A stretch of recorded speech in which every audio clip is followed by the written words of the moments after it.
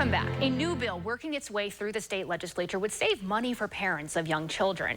It would eliminate the sales tax for things that are commonly used by children under 3, things like diapers and cribs. Political reporter Will Keneally sat down with the bill's author this week, and he has more. Here's, obviously, you get kind of like the joke, you know, toddlers, babies don't vote, per se. So just kind of broadly curious, why target this group specifically?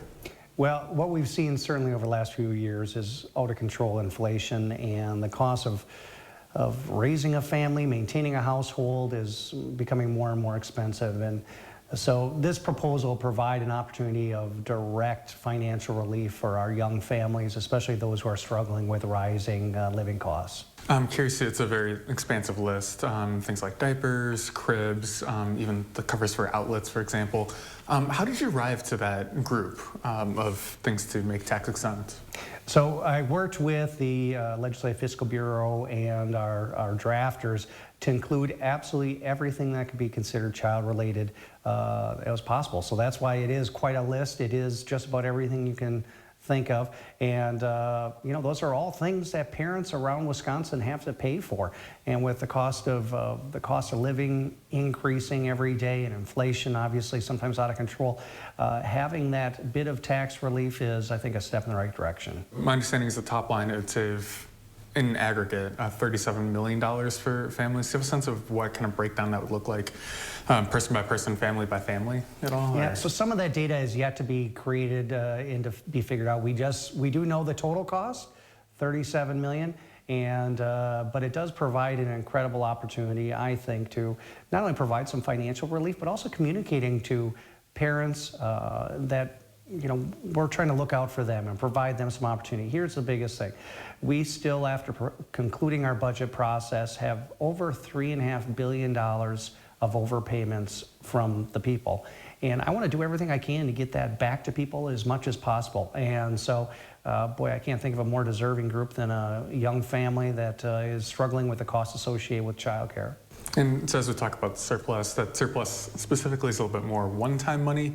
Would this be just for this biennium? Would you see this going, you know, in perpetuity here? This is in perpetuity. I want every family forever in Wisconsin to have this both recognition and financial opportunity to save a little money when they go to the store. And so that's what it's about. It's providing a little bit of relief from the rising cost of living that we're facing, and providing just a little extra support for our families. Is there any concern about affording this down the line at all?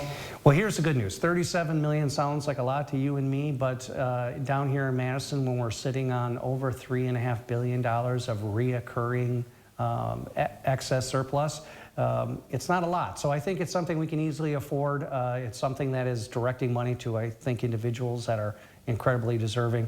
And so I'm looking forward to getting bipartisan support and getting it on the governor's desk. Quick Nuts and bolts question. My understanding is this would only impact the 5% sales tax. So in Dane County here, the 0.5% local tax would not be affected. Is that correct? No, actually all the taxes would be impacted. So while it's not articulated in there, it is it would be subject to relief for all the taxes. So that includes even the new Milwaukee tax that was put in. So the 0.5% sales tax for 70 of the 72 counties would be exempt from those as well. So there would be no sales tax, local, county, or state, that would be applicable to those purchases. Curious too, have you spoken with your friends across the aisle, any Democrats? Do you think this will get kind of a broad base of support here? Well, I haven't had that opportunity yet.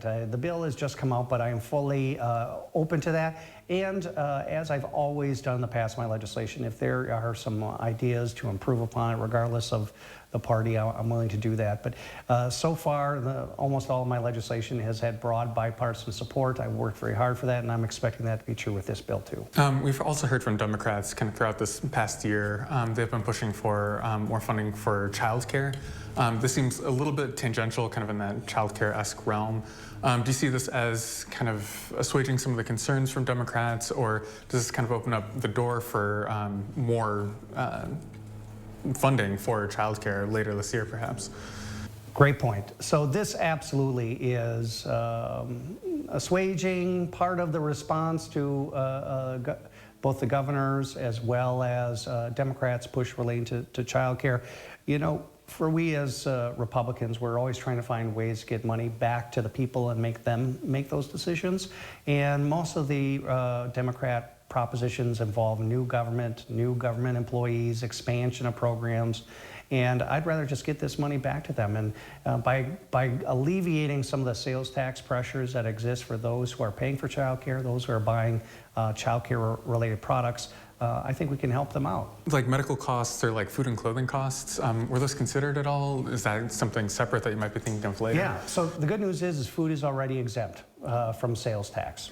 So, and as it relates, here's a little interesting fact on that. We were going to be including clothing for all kids as well, but we have a 12-state agreement, a compact, where we won't adjust the tax that relates to specific items without an agreement amongst all the parties and all the other states. So interestingly, clothing is the one item that's not included that typically would be and that I wanted to, and that's because of this multi-state compact, which is a barrier to that. Again, that was Will Keneally reporting. We'll be right back.